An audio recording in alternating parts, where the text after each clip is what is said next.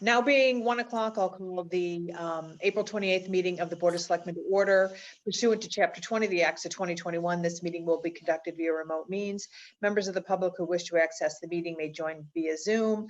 The information was provided on our agenda. You can call in or join over your computer. No in-person attendance of members of the public will be permitted, but every effort will be made to ensure that the public can adequately access the proceedings in real time via technological means. In the event we're able to do so, despite best efforts, we'll post on the town's website, town.plympton.maus, an audio or video recording transcript or other comprehensive record of proceedings as soon as possible after the meeting. Other specifics are found on the agenda regarding attendance, and this recording is not to be considered an official public record. We're meeting today to discuss and vote authorization for a BOS member to execute a letter of intent on a property affiliated with a grant in the event the town were able to is awarded the grant. So Mark, did you want me to turn things over to you real quick? Yeah, sure. Thank you. So sorry to need to have this meeting, but we're kind of running up against deadlines and the possible need for some signatures before our next meeting. In truth, it's been a bunch of sleepless nights as we get down to deadlines on the MVP grant application. Lots of phone conversations, lots of energy going into this, and not the least of which is we're facing an incredibly detailed application process. It's surprising how much stuff they want, how many details, and thankfully we're getting it all together. Linda Letty's doing an amazing job on all of this.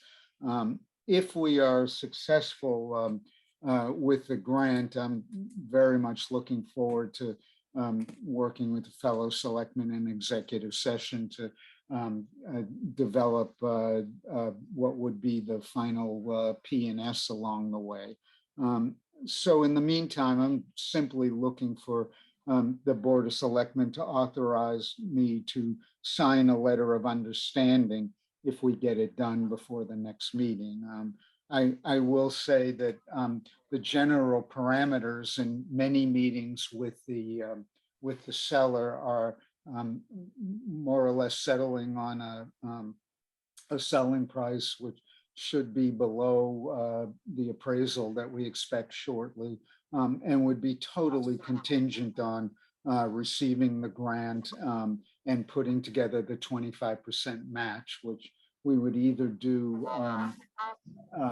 with private donation or with CPA money, or ideally, if we could make it happen with a combination of the two.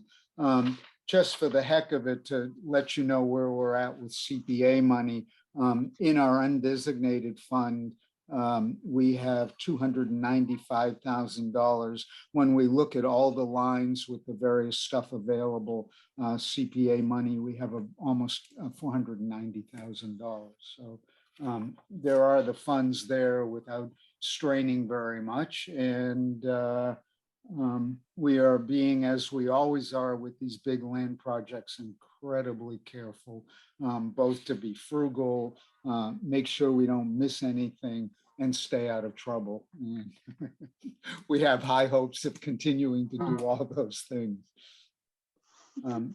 So punchline being, I'm hoping my fellow selectmen would authorize me, if necessary, to sign a letter of understanding, kind of based on the things I just described, if that's necessary before our next meeting.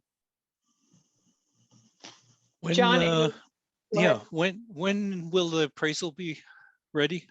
Yesterday. We're expecting it momentarily. Okay. We have an appraisal from maybe 1 or 2 years ago. We needed a different appraisal to fulfill the criteria of the grant, and we should have that. We expect to have that actually momentarily. Okay. certainly by early next week when the grant application is due. I don't have a problem as long as it's subject to the MVP. Is that the right term for the grant? Yeah, grant approval, yeah.